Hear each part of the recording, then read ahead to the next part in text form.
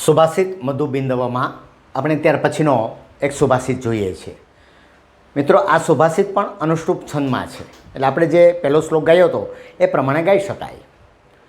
વચસ્તત્ર પ્રયોક્તવ્યમ યત્રોક્તમ લભતે ફલમ સ્થાયી ભવતિ ચાત્યન્નમ રાગઃ શુક્લપટે યથા. અનુવાદ હવે. વચઃ તત્ર પ્રયોક્તવ્યમ યત્ર ઉક્તમ લભતે ફલમ. પણ અહીંથી અનુવાદ લેશો આપણે. જેમ શુક્લ પટે એટલે કે સફેદ વસ્ત્રમાં, પટ એટલે વસ્ત્ર, જેમ શુક્લ એટલે સફેદ અને કૃષ્ણ એટલે શ્યામ કાળું, શુક્લ પક્ષ અને કૃષ્ણ પક્ષ છે આપણે ત્યાં. જેમ સફેદ વસ્ત્રમાં અત્યંતમ રાગ, અત્યંત લાલ રંગ. રાગનો અર્થ અહીંયા રંગ, પણ કેવો રંગ? લાલ રંગ. જે અહીંયા લખેલું છે તેવો રંગ. અત્યંત લાલ રંગ સ્થાયી ભવતી, કાયમી બને છે.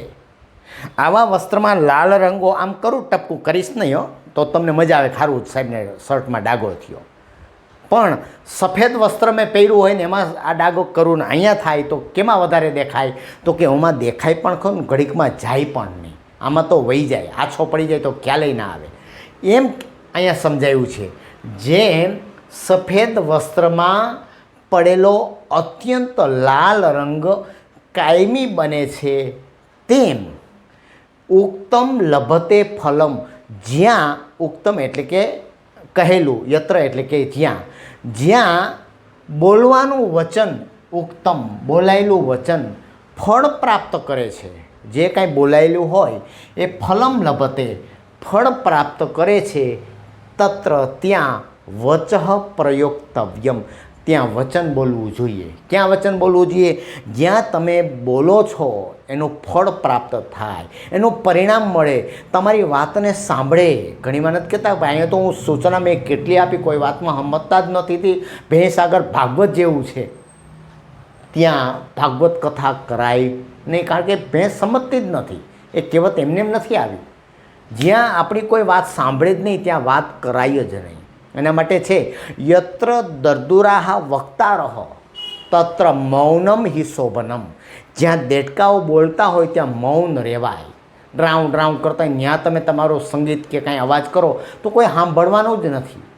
એમ તમારું જે વચન છે, તમારું જે બોલવાનું છે એને ફળ પ્રાપ્ત થાય ને ત્યાં જ બોલવું જોઈએ. એ વાત અહીંયા કરી છે. તો કાયમી રહે છે, બોલાયેલું વચન કાયમી બની રહે છે. અનુવાદ. યથા એટલે જેમ શુક્લ પટ્ટે સફેદ વસ્ત્રમાં અત્યંત લાલ રંગ, અત્યંતમ રાગ, અત્યંત લાલ રંગ સ્થાયી બને છે, કાયમી બને છે, તેમ જ્યાં ઉક્તમ બોલાયેલું, બોલવાનું, જ્યાં બોલવાનું ફળ પ્રાપ્ત થાય છે, જ્યાં બોલવાનું ફલમ લભતે ફળ પ્રાપ્ત થાય છે, ત્યાં વચઃ વાણી પ્રયોક્તવ્યમ પ્રયોજવી જોઈએ. ત્યાં વાણી પ્રયોજવી જોઈએ. હવે સીધો અનુવાદ કરું છું, ખૂબ સરળ. જેમ સફેદ વસ્ત્રમાં અત્યંત લાલ રંગ કાયમી બને છે, તેમ જ્યાં બોલવાનું ફળ પ્રાપ્ત થાય છે ત્યાં વાણી પ્રયોજવી જોઈએ. ચાલો, ત્યાર પછીનું સુભાષિત ખૂબ સરસ છે, ખૂબ મજા આવશે. આના ઉપરથી તમારે એક સમીક્ષાત્મક નોંધ પણ પૂછાય છે કે શિવ પાર્વતીનો સંવાદ સુભાષિત મધુ બિંદવના આધારે સમજાવો. તો તમારે આનો સંવાદ લખવાનો છે. માનવાનું કે પાર્વતી એ ઘરમાં છે અને શિવ એ બહારથી આવ્યા છે, એટલે એણે દરવાજે ટકોરા માર્યા અથવા તો કોલબેલ વગાડી અને પાર્વતીએ અંદરથી પૂછ્યું, તમે કોણ છો? કહત્વમ. જો આવ્યું કહત્વમ, તમે કોણ છો? અને પછી જે જવાબ આપે છે, અને જવાબને એ બીજો અર્થ બનાવીને જે પાર્વતી એક નવી જ વાત કરે છે, વળી પાછું શિવ મૂંઝાય છે, પોતાની ઓળખ બીજી આપે છે, પણ પાર્વતી દરેક વખતે એની સાથે ચાલ રમે છે. પણ સરસ સંવાદ છે, રમૂજ છે. અહીંયા એ શ્લેષ અલંકાર છે, કારણ કે જે શબ્દ આપ્યો છે, પોતાની ઓળખ આપી છે શિવે, એના બે અર્થ થાય છે. અને આ બંદાક્રાંતા છંદમાં લખાયેલું છે. તમે તમારા પાઠ્યપુસ્તકમાં જોઈ લેજો, દરેક પંક્તિમાં 17 અક્ષર હશે. હું ગાઉં છું, બહુ સરસ આનો રાગ છે. કસ્ત્વમ શૂલી મૃગય ભિષજમ નીલકંઠ પ્રિયેહમ. શું જવાબ આપે છે? કે કામ કુરુ પશુપતિ નૈવ દૃષ્ટે વિષાણે સ્થાણો મુગ્ધે નવદતિ તરો જીવિતે શિવાયા ગચ્છટવ્યમ ઇતિ હતવચા પાતુ વ ચંદ્રચૂડ. ખ્યાલ નહીં આવ્યો હોય પણ બહુ મજાનો છે, શ્લેષાત્મક સુભાષિત છે. આપણે જોઈએ. મેં કીધું તું પહેલો પ્રશ્ન કરે છે, કહ ત્વમ, તમે કોણ છો? ત્યારે જવાબ આપે છે શૂલી, હું શૂલી છું. શ્લેષ અલંકાર છે. શૂલીના બે અર્થ છે. એક અહીંયા જે શિવને કેવું છે એ શૂલી એટલે કે ત્રિશૂળધારી છું. શૂલી એટલે ત્રિશૂળધારી છું. ભૂસવા માટેનું લાવો તો.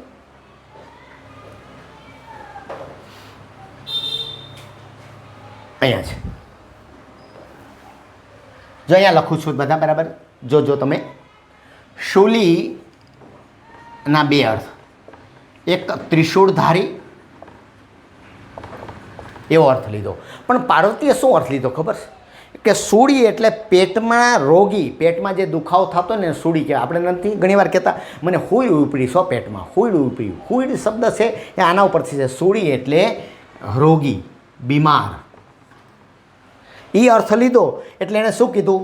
ભીષજમ મૃગય. ભીષજમ એટલે વૈદ્ય. વૈદ્યને તમે શોધો. અહીંયા હું આવ્યા, તમે ડૉક્ટર પાસે જાઓ જો તમને પેટમાં દુખતું હોય તો. ભીષજમ મૃગય, વૈદ્યને શોધો. ત્યારે આણે પાછી ઓળખાણ નવી આપી કે નીલકંઠ અહમ પ્રિય. હે પ્રિયા, હું નીલકંઠ છું. શું કીધું? હું નીલકંઠ છું. નીલકંઠના બીજા બે અર્થ અહીંયા નીકળશે. એ જે શિવ કહે છે, કયો કહે છે? પોતાનું ગળું નીલું છે, એટલે એક એનું નામ નીલકંઠ છે. શું કામ નીલું છે? તો કે જે દેવો અને દાનવોનું જે સમુદ્ર મંથન થયું અને સમુદ્ર મંથનમાં જે 14 રત્નો થયા, એમાંથી 20 લેનારું કોઈ નહોતું. ત્યારે કોણ ગટગટાવી ગયું? એ શિવ. અને શિવે અહીંયા ગળામાં જ રાખી મૂક્યું. એટલે એનું ગળું તમે જુઓ તો નીલા રંગનું છે, ઘેરા રંગનું છે, શ્યામ વર્ણનું છે. એટલે નીલકંઠ કહેવાયા. પણ આણે બીજો અર્થ ચતુરાઈથી વાપર્યો. નીલકંઠ એટલે કે બીજું ગળું કોનું આવું હોય છે ઘેરા રંગનું? તો કે મોરનું. એટલે અહીંયા બીજો અર્થ એણે શું કર્યો? મોર. તમે મોર છો એમ ને? લે તો હું કે કામ એ કામ કરું. જો કેવો સરસ શબ્દ, મને બહુ ગમે છે આ શબ્દ. કે કામ એ કામ કરું. કે કામ એ કામ, કે કામ એ કામ એટલે કે કામ એ કામ કરું. એક ટવકો કરો ને તે હું એમ બોલો લ્યો, જો તમે મોરલા હોવ તો. કે કામ એ કામ કરું, એક ટવકો કરો. ત્યારે કહે છે પશુપતિ, હું પશુપતિ છું. ત્રીજી વાત કરી છે. શું કીધું છે? હું પશુપતિ છું. પશુ એટલે ભૂતનાથ, પશુ એટલે પ્રાણી, પ્રાણીઓનો સ્વામી છું હું તો. એ તો આપણે ખ્યાલ જ છે. પણ એ અર્થ શું કરે છે ખબર? પશુ એટલે પ્રાણી ખરા અર્થમાં, એના સ્વામી એટલે કે બળદ કે આખલો કે એવો અર્થ કરે છે. જો તમે એ પશુ હોવ, એ પ્રાણી હોવ, એમાં મુખ્ય હોવ તો ન એવ દૃષ્ટે વિષાણે. બે શિંગડા તો દેખાતા નથી તમને? વિષાણે એટલે શિંગડા. તમને બે શિંગડા તો નથી દેખાતા. એટલે ફરી પાછા મૂંઝાણા. એટલે શું કહે છે? સ્થાણું મુગ્ધે, હે મુગ્ધા, હે સુંદરી, હે પ્રિયા, હું કોણ છું? સ્થાણું છું. સ્થાણું એટલે સ્થિર રહેનાર, એ સ્થિર છે. શિવે અર્થમાં લીધું. પણ આણે અર્થ શું લીધો? ઝાડનું ઠૂઠું.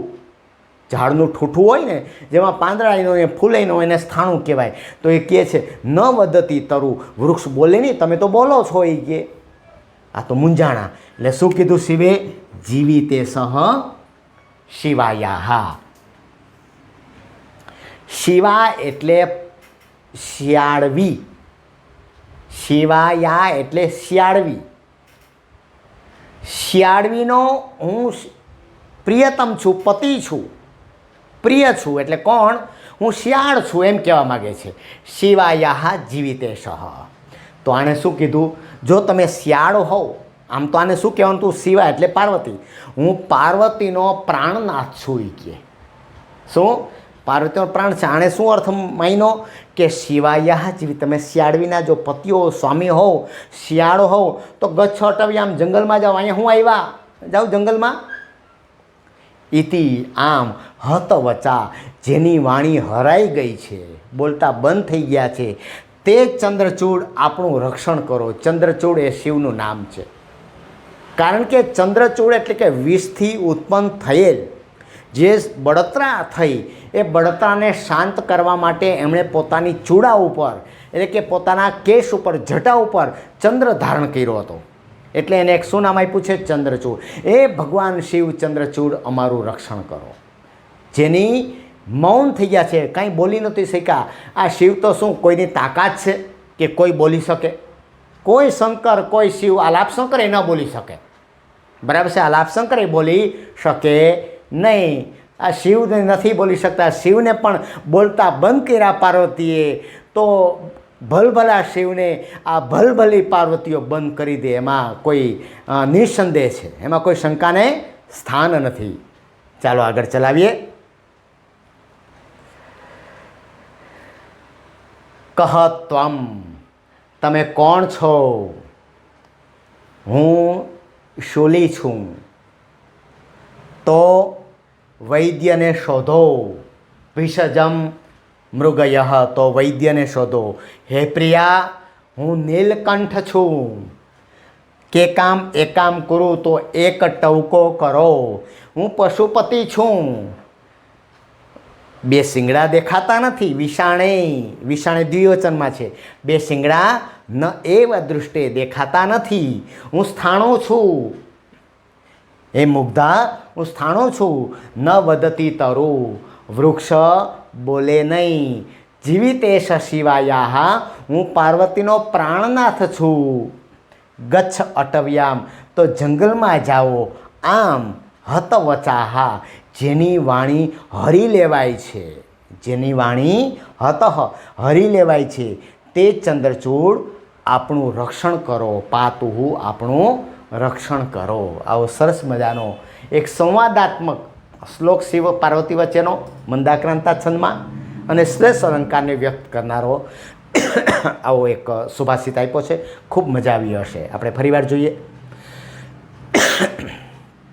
જો પરીક્ષામાં પૂછાય તો તમારે બંને અર્થ લેવાના કૌંસમાં. હું કૌંસમાં જે શબ્દો છે એનો અર્થ પણ બોલતો જાઉં છું. તમારે લખવું હોય તો તમે સાથે સાથે લખી શકો છો.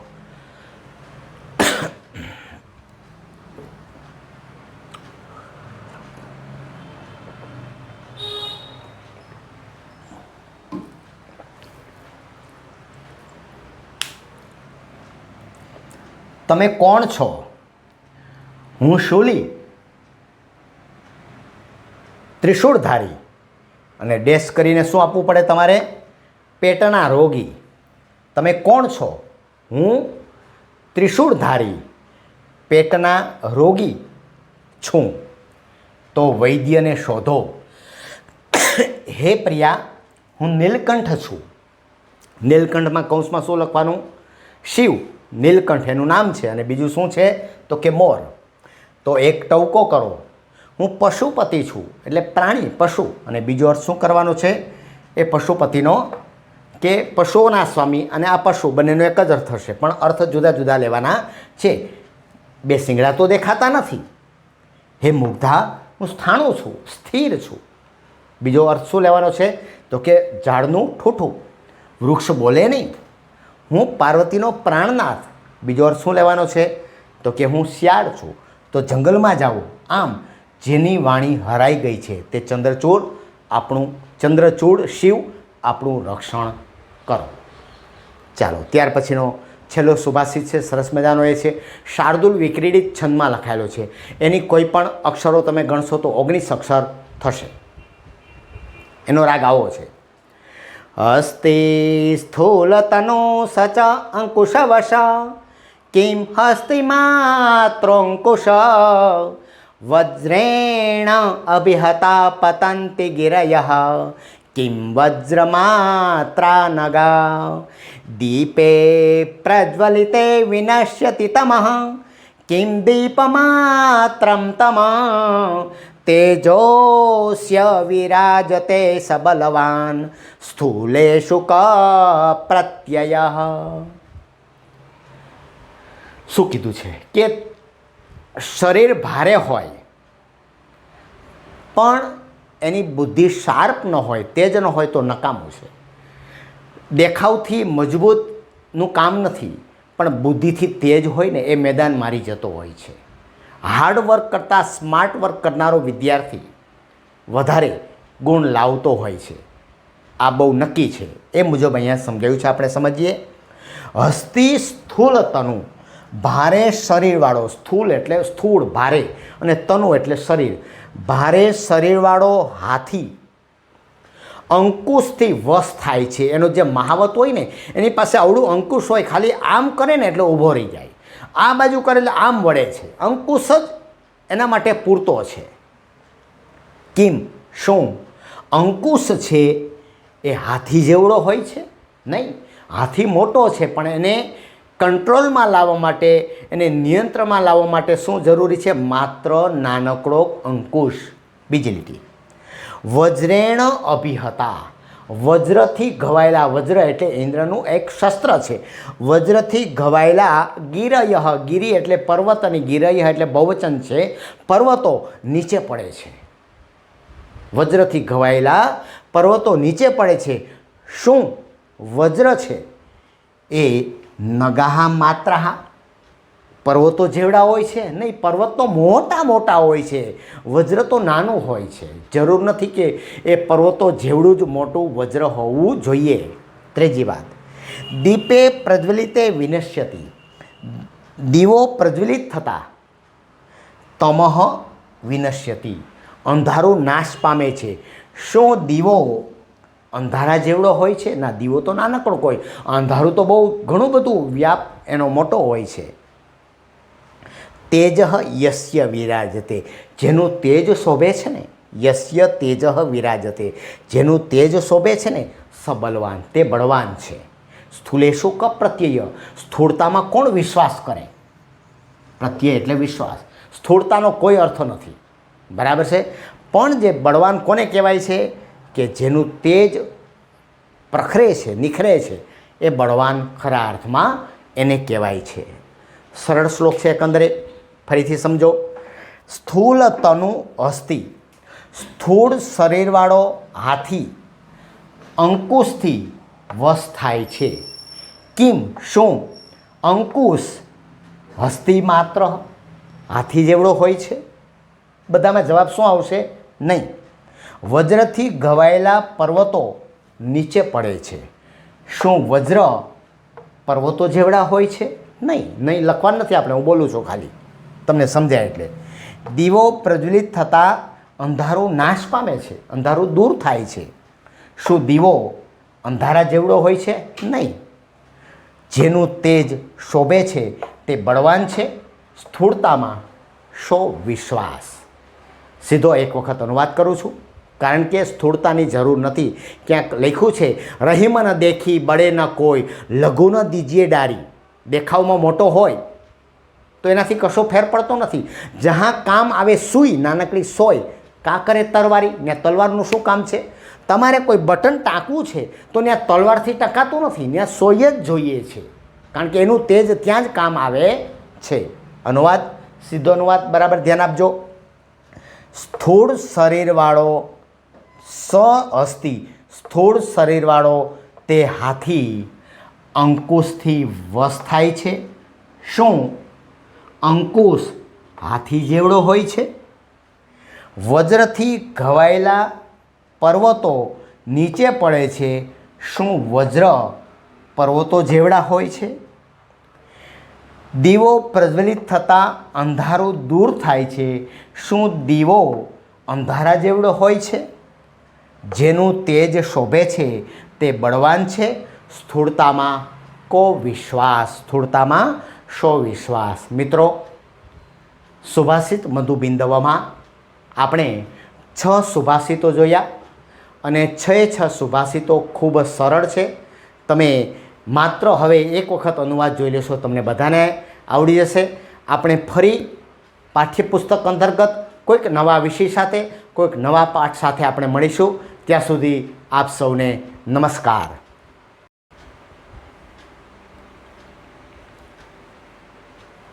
નમો નમઃ વિદ્યાર્થી મિત્રો. ધોરણ 12ના સામાન્ય પ્રવાહ અને વિજ્ઞાન પ્રવાહના સૌ મારા પ્રિય વિદ્યાર્થીઓને એલવી જોશીના નમસ્કાર. આપણે એક પછી એક પાઠ શીખી રહ્યા છીએ. તમે પણ, મને આશા છે, વિશ્વાસ છે, હોમ લર્નિંગના માધ્યમથી તમારો વાંચનનો, લેખનનો અભ્યાસ પણ આગળ ચાલતો જ હશે. જ્યારે જ્યારે સમય મળે ત્યારે તમે પ્રત્યેક વિષયના, પ્રત્યેક પાઠના પ્રશ્નો તૈયાર કરતા જ રહેશો, જેથી કરીને પરીક્ષાના સંદર્ભે આપણને કોઈ પણ પ્રકારની મુશ્કેલી પડે નહીં.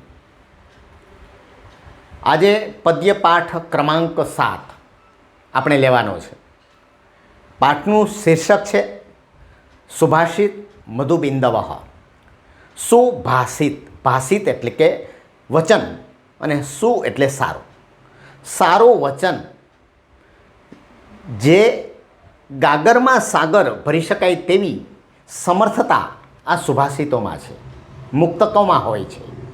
એવા 6 મધુબિંદવ, જેમ મધનું એક ટીપું પણ એક સેમાઈમાં ઉમેરવામાં આવે તો અત્યંત સ્વાદિષ્ટ બની જાય છે. આપણે કહીએ કે મધ જેવું મીઠું છે આ તો એવા જ સુભાષિતો, એવા જ 6 મધુબિંદુઓ અહીંયા આપણા અભ્યાસક્રમમાં છે. આપણે એ જોઈએ. પહેલું છે સુભાષિત, અનુષ્ટુપ છંદમાં છે. તમે તમારા પાઠ્યપુસ્તકમાં આ શ્લોકની પ્રથમ પંક્તિ ને બીજી પંક્તિના અક્ષરોની ગણતરી કરશો તો તમને 16 જોવા મળશે. કુલ 32 અક્ષર છે. કારણ કે 8 અક્ષરનું એક ચરણ, એવા 4 ચરણનો જે હોય તે અનુષ્ટુપ છંદ, એમાં 5મો અને 6ઠો જે બંધારણ છે એ પણ ધ્યાનમાં રાખવાનું હોય છે.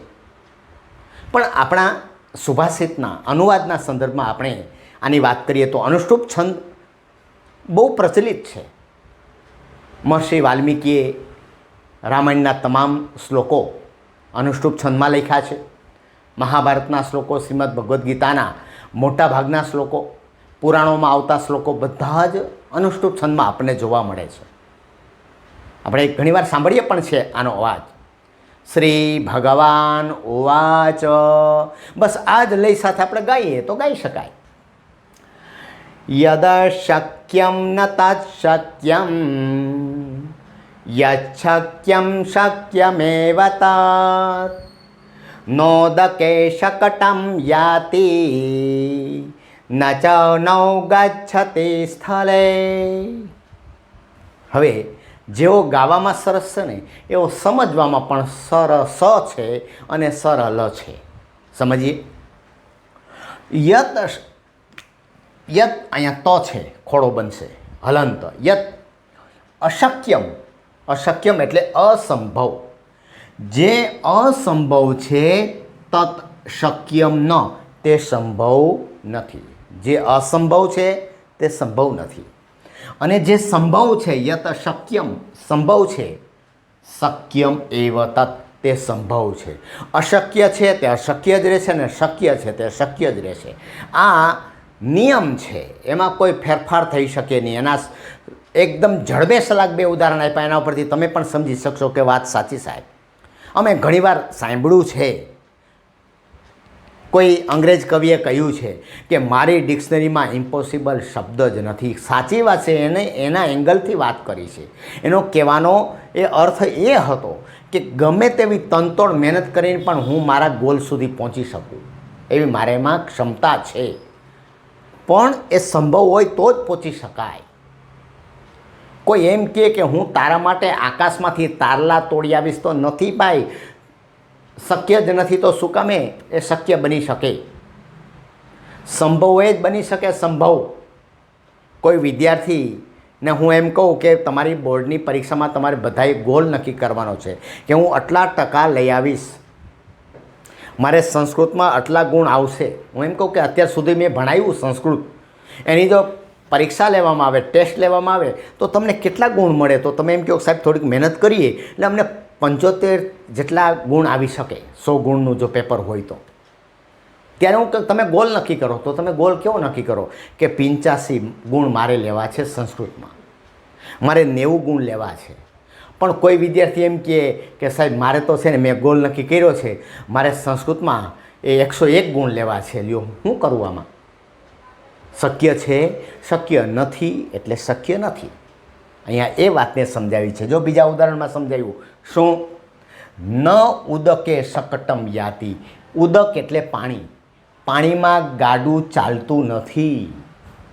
પાણીમાં ગાડું ચાલતું નથી. ચ અને સ્થલે એટલે જમીન ઉપર નહુ. નહુ એટલે નાવ. નાવ એટલે હોડી. જમીન ઉપર હોડી જતી નથી. હોડી ક્યાં જાય? તો કે પાણીમાં. ગાડું ક્યાં જાય? જમીન ઉપર. પણ એ બેને બદલાવીએ તો ન થાય, ગમે એટલી મહેનત કરો તો પણ. શું કામે? કે એ શક્ય નથી. સંભવ હોય એ જ બની શકે. એટલી જ વાત અહીંયા સમજવાની છે. બહુ સરળ છે. જે અશક્યમ, જે અસંભવ છે, તત ન શક્યમ, તે સંભવ નથી. યદ શક્યમ, જે સંભવ છે, તત શક્યમ એવ, તે સંભવ છે. પાણીમાં ગાડું ચાલતું નથી અને જમીન ઉપર નાવ જતી નથી. આવડી ગયું? તો એક વખત અનુવાદ કરું, સીધો જ અનુવાદ ધ્યાન રાખજો. જે અસંભવ છે તે સંભવ નથી, જે સંભવ છે તે સંભવ છે. પાણીમાં ગાડું ચાલતું નથી, જમીન ઉપર નાવ જતી નથી. ચાલો હવે બીજો સુભાષિત લઈએ. શું કીધું છે એમાં? વાર્તા ચ કૌતુકવતી વિમલા ચ વિદ્યા લોકોતરમ પરિમલઃ ચ કુરંગનાભે તૈલસ્ય બિંદુ ઇવ વારિણી દુર્નિવારમ એતત્ત્રયમ પ્રસરતી સ્વયં એવ ભૂમૌ. જમીન ઉપર, ભૂમૌ એટલે જમીન ઉપર, 7મી વિભક્તિ છે. જમીન ઉપર એતત્ત્રયમ, આ ત્રણેય સ્વયં એવ એની મેળાએ જ પ્રસરે છે. આ ત્રણેય એની મેળાએ જ પ્રસરે છે. આપણે ગોતવાનું છે કે કઈ 3 વસ્તુ એની મેળાએ પ્રસરે છે. એનો પ્રચાર કરવો પડતો નથી, એનો પ્રસાર કરવો પડતો નથી, એની મેળાએ જ પ્રસરે છે. કઈ કઈ વસ્તુ? તો પહેલું કહે છે વાર્તા. વાર્તા એટલે સમાચાર. બીજું વિદ્યા, જે વિદ્યા પ્રાપ્ત કરીએ છીએ તે.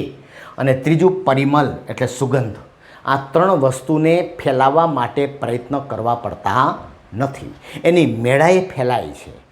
જો પણ કેવી વાર્તા? એનું વિશેષણ આપ્યું છે કૌતુકવતી વાર્તા. કુતૂહલ જગાડે એવા સમાચાર. આપણે કંઈક નવાન કે પાડોશમાં આમ બન્યું, હે આવું થયું, કુતૂહલ જગાડે.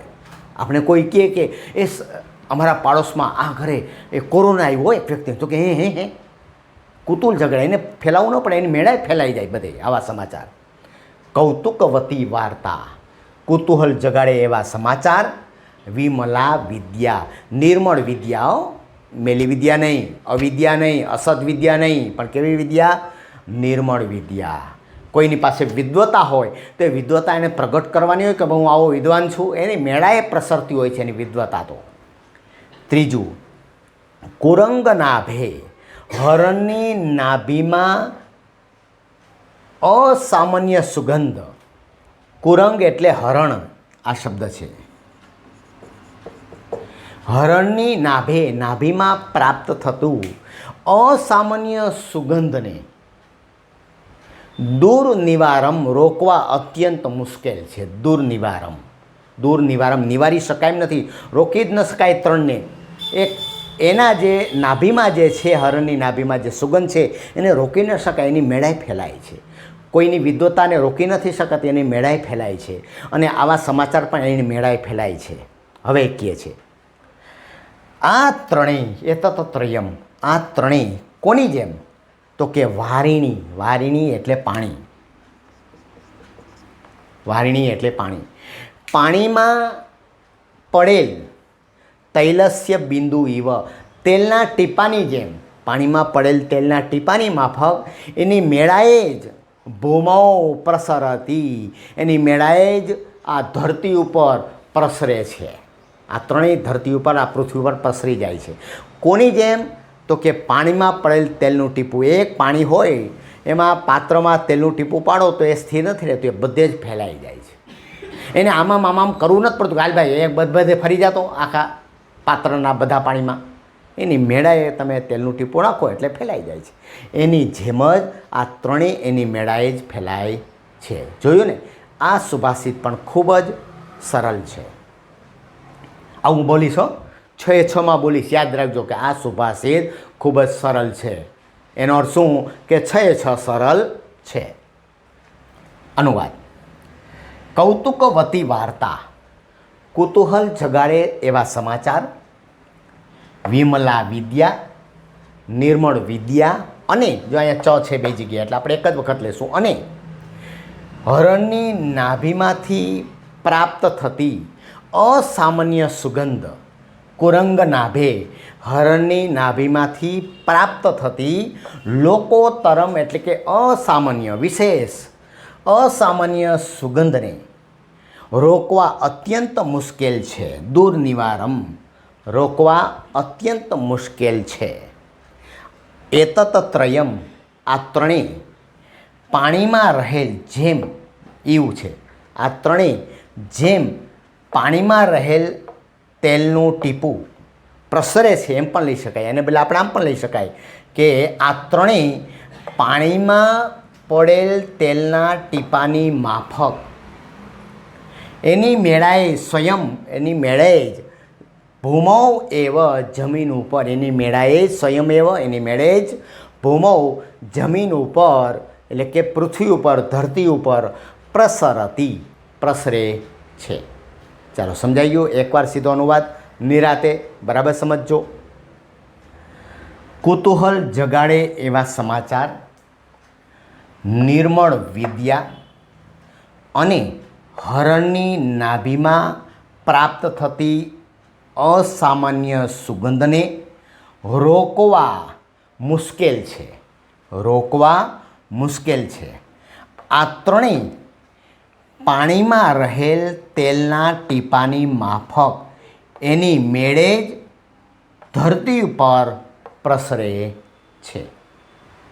ચાલો ત્યાર પછી હવે આપણે લઈએ એના પછીનો સુભાષિત. કેટલાક ત્યાં બેઠા બેઠા કોમેન્ટ કરતા હશે અથવા તો એકલા બોલતા હશે, એકલા હશે કે સાહેબ છે ને એ પહેલો શ્લોક લીધો ને, પહેલો સુભાષિત, પછી બીજો ખાઈ ગયા. નથી ખાઈ ગયો, નાસ્તો કરીને આવ્યો છું પણ એટલે ભૂખ લાગી નથી, પરંતુ સહેતુક મેં બાકી રાખ્યો છે. ક્રમ થોડા આડાવડા, એક શ્લોકનો ક્રમ આગળ પાછળ કર્યો છે, એથી વિશેષ કશું નહીં. એક પણ સુભાષિત, એક પણ પાઠ તમારો બાકી રહેશે નહીં. સરસ છે ત્રીજો સુભાષિત. ઉદયતી યદી ભાનુ પશ્ચિમે દિગ્વિભાગે, પ્રચલતી યદી મેરુ શીતતામ યાતિ વહની, વિકસતી યદી પદ્મમ પર્વતાગ્રે શિલાયામ, ન ભવતી પુનરુક્તમ ભાષિતમ સજ્જનાનામ. બહુ સરસ છે શ્લોક. શું કહે છે? જો ભાનુ એટલે સૂર્ય, જો સૂર્ય પશ્ચિમ દિગ્વિભાગે, પશ્ચિમ દિશામાં ઉદયતી, ઉદય પામે, આવું બની શકે. સૂર્ય ક્યાં ઉદય પામે? પૂર્વ દિશામાં. ક્યાં અસ્ત પામે? પશ્ચિમ દિશામાં. પણ કદાચ આવું બની શકે એમ કહે છે કવિ, સુભાષિતકાર કહે છે કદાચ એમ બને કે પશ્ચિમ દિશામાં ઉગે સૂર્ય. યદી જો મેરુ પર્વત, જો મેરુ પર્વત ચલિત થાય, પ્રચલતી, ચલિત તો ન થાય, ગિરનાર છે, હિમાલય છે, કોઈ પર્વતો ચલિત થોડાક થાય, ચલિત થાય, કદાચ ને માનો કે ચલિત થાય. વહની, જો અગ્નિ શીતતામ યાતિ, શીતળતાને પામી, અગ્નિ ઠંડો પડી જાય, અગ્નિ ધજાડે, પણ કદાચ તમને લાગે કે તમે અગ્નિ હાથમાં લ્યો, ઓહ આ તો બહુ ટાઢો બરફ જેવો, ઓહો હો, કદાચ આવો અહેસાસ થાય. સુભાષિતકારને વાંધો નથી, કદાચ બની શકે, સંભવ છે. જો અસંભવ, અહીંયા બેયની વાત અલગ છે, પણ કવિને જે વાત કરી છે જુદા એંગલમાં વાત કરી છે. મેં હમણાં જ અગાઉ વાત કરી છે સંભવ અસંભવની. અહીંયા ઠંડો બને જ નહીં, આ વાત જ શું કામ કરી આપણે એમ કહી શકાય, પણ એને જે વાત કરવી છે તે મુખ્ય વાત એ કરવી છે, એના કારણે આવા 3 ઉદાહરણો આપ્યા છે. હજુ ચોથું ઉદાહરણ આપે છે. જો કમળ, પદ્મ, જો કમળ પર્વતાગ્રે, પર્વતની ટોચ ઉપર, પર્વતાગ્રે એટલે પર્વતની ટોચ ઉપર, શિલાયામ, શિલા ઉપર, પથ્થરોમાં, વિકસતી, ખીલી ઉઠે. કમળ ક્યાં ખીલે? પાણીમાં, એવા કાદવવાળા વિસ્તારમાં. પણ કાંઈ પર્વત ઉપર ત્યાં મોટી શિલા હોય ત્યાં થોડું કમળ ઉગે, પણ કદાચ સુભાષિતકાર કે ઉગે, ખીલે. પરંતુ સજ્જનાનામ ભાષિતમ, સજ્જનોએ કહેલું વચન, સજ્જનોએ કહેલું વચન પુનઃ, ફરીથી બદલતું નથી, ન ભવતી પુનરુક્તમ. એણે જે વચન કીધું છે ને, વચન ક્યારેય બદલે નહીં. શ્રી રામ 14 વર્ષ વનમાં ગયા, શેને કારણે? માત્ર ને માત્ર એ પિતાજીના વચનને ખાતર, કે મારો જે પુત્ર રામ છે ને 14 વર્ષ વનવાસ પ્રાપ્ત થાય. પ્રાણ જાય પર બચન ન જાય, રઘુકુલ રીત સદા ચલી આવી. આ વાત અહીંયા પૂરેપૂરી લાગુ પડે છે. એ વચનથી એ પર ન જઈ શકે. સત્યવાદી હરિશ્ચંદ્ર ગમે તેવા કષ્ટો એણે વેઠા, મુશ્કેલીઓ સહન કરી, પણ પોતાના વચનથી એ પર થઈ શક્યા નહીં, વચનબદ્ધ પોતે રહ્યા છે. આવા તો કેટલા ઉદાહરણો આપણે આપી શકીએ. ફરીવાર, જો સૂર્ય પશ્ચિમે દિગ્વી ભાગે એટલે પશ્ચિમ દિશામાં ઉદય પામે, જો મેરુ પર્વત પ્રચલતી, ચલિત થાય, જો અગ્નિ શીતળતાને પામે, જો કમળ પર્વતની ટોચ પરની શિલા પર, પર્વતની ટોચ પરની શિલા પર ખીલે, તો પણ લેવાનું છે, તો પણ સજ્જનો દ્વારા બોલાયેલું વચન, સજ્જના નામ, સજ્જનો દ્વારા ભાષિતમ, ભાષિતમ એટલે બોલાયેલું, ઉક્તમ એટલે વચન, સજ્જનો દ્વારા બોલાયેલું વચન પુનઃ ન ભવતી, બદલતું નથી. સજ્જનો દ્વારા બોલાયેલું વચન બદલતું નથી. સીધો એક વખત અનુવાદ કરું છું. માલિની છંદમાં છે, દરેકમાં તમે જોશો તો 15 અક્ષર છે આમાં, એટલે માલિની છંદ આને કહી શકાય. ન ન મ ય, એનું બંધારણ છે ન ન મ ય. એકવાર અનુવાદ. જો સૂર્ય પશ્ચિમ દિશામાં ઉદય પામે, જો મેરુ પર્વત ચલિત થાય, જો અગ્નિ શીતળતાને પામે, જો કમળ પર્વતની ટોચ પરની શિલા પર ખીલે, તો પણ સજ્જનો દ્વારા બોલાયેલું વચન ફરી બદલતું નથી. બરાબર છે મિત્રો? આપણે બીજા શ્લોકો, બાકીના જે શ્લોક છે તે હવે આપણે લઈએ છીએ.